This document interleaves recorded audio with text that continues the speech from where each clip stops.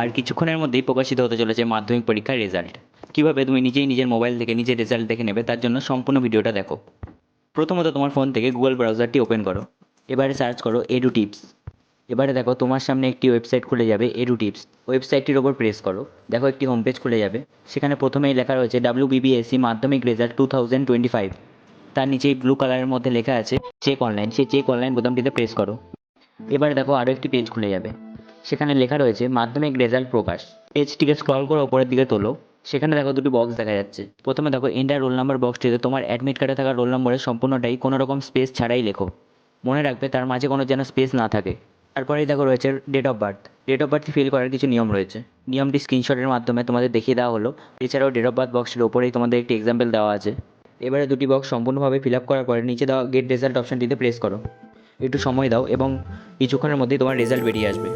Result দেখতে গিয়ে যদি কোনো রকমের অসুবিধার সম্মুখীন হও তবে অবশ্যই আমাকে জানিও, আমি অবশ্যই তোমাদের সাহায্য করব।